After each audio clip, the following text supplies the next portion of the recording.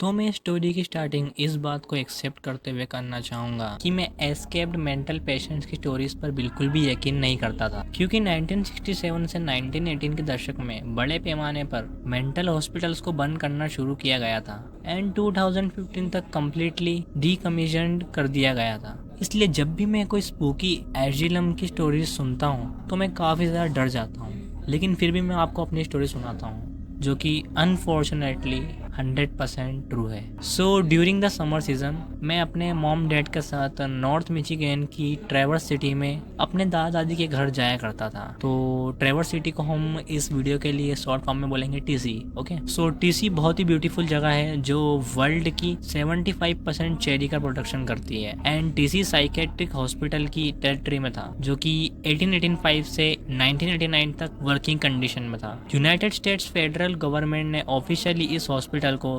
Historical significance के लिए बरकरार रखा था और हॉस्पिटल की बिल्डिंग के चारों ओर सिक्योरिटी गार्ड्स तैनात कर दिए थे। एंड टीसी साइकेट्रिक हॉस्पिटल एक बहुत ही बड़ी मैसिव प्रॉपर्टी थी जिसमें अलग अलग साइज के 70 से 80 बिल्डिंग्स थे, जिनमें से कुछ बिल्डिंग्स को restaurants, gift shops, tourism traps, cafes etcetera में बदल दिया गया था, लेकिन अभी भी काफी हिस्सा एबेंडन पड़ा था। एंड बिल्डिंग्स के बीच में एक ब्रिक टनल था जिससे पेशेंट्स को एक बिल्डिंग से दूसरी बिल्डिंग ले जाया जाता था। आई बिलीव कि कई हॉस्पिटल्स में पेशेंट्स के साथ दुर्व्यवहार किया जाता था, बट टीसी हॉस्पिटल की काफी रेपुटेशन थी। तो मेरे जैसे कई यंगस्टर्स, टीनेजर्स जिन्हें इस हॉस्पिटल की हिस्ट्री सुनकर वहां पर जाकर उस बिल्डिंग को एक्सप्लोर करने का मन करता था, तो हम सभी लोग इकट्ठा हुए एंड हम सभी लोगों ने एक ग्रुप बनाया जो कि वहां पर जाता था एंड उस बिल्डिंग को एक्सप्लोर करता था। एंड हम सभी लोग गार्ड्स के पैटर्न को समझकर वहां पर जाया करते थे। तो हम लोग कई बार हॉस्पिटल में घुस चुके थे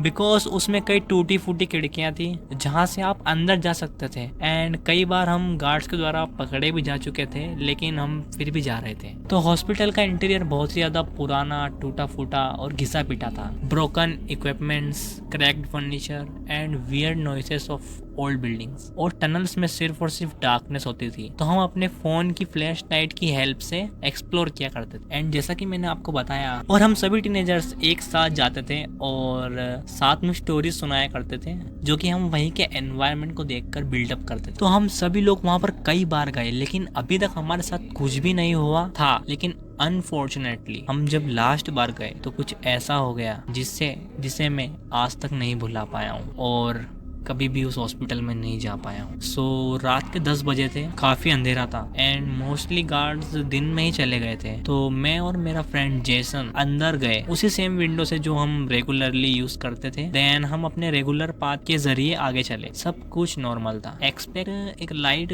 डिफरेंट स्मेल जो कि पहले कभी भी नहीं आई थी। तो पहले हमें लगा कि हम ये सब बस इमेजिन कर रहे हैं, लेकिन हम जैसे जैसे टॉप फ्लोर की तरफ जाने के लिए आगे बढ़े वो स्मेल स्ट्रॉन्ग होती गई। तो हमें टॉप फ्लोर पर जाने के लिए सीढ़ियों का यूज करना पड़ता था, लेकिन हम सीढ़ियों के जरिए ऊपर टॉप फ्लोर पे जाने की बजाय सीधे हॉलवे की तरफ गए बिकॉज हम लोग उस स्मेल का सोर्स पता लगाना चाहते थे। तो हम लोग सीधे सीधे चलते गए और तब तक चलते गए जब तक वो रूम नहीं दिखा, और ये वही रूम है जिसकी वजह से आज हमारी रातों की नींदें खराब है। तो हमें ये रूम दिखता है जिसके डोर्स में से रेड लाइट ग्लो हो रही थी। समझदारी दिखाकर वहां से जाने के बजाय हम उस रूम में गए बिकॉज टीनेजर्स थे तो थोड़ी चुल थी। तो हम जैसे ही अंदर पहुंचे मैं पूरी तरह से सहम गया और मैंने फील किया कि जेसन ने मेरा हाथ बहुत ही कसकर पकड़ रखा है, इतना ज्यादा कसकर पकड़ रखा है कि मेरे स्किन के अंदर उसके नाखून के निशान तक बन गए थे। हमने देखा कि उस रूम में रेड प्रेयर्स कैंडल एंड धूप बत्ती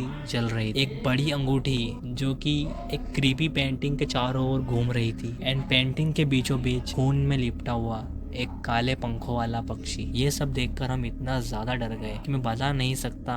उस सबको देखने की भावना इतनी प्रबल थी कि कोई भूत भी मुझे इतना नहीं डरा पाया। बाद में जेसन ने मुझे बताया कि मैं प्रेयर्स कहने लग गया था, पर मुझे ऐसा कुछ भी याद नहीं था। मुझे याद नहीं कि हम वहाँ कितनी देर खड़े रहे अनटिल मुझे एक धीमी और क्रीपी आवाज में ये सुनाई दिया, वेलकम माय फ्रेंड्स।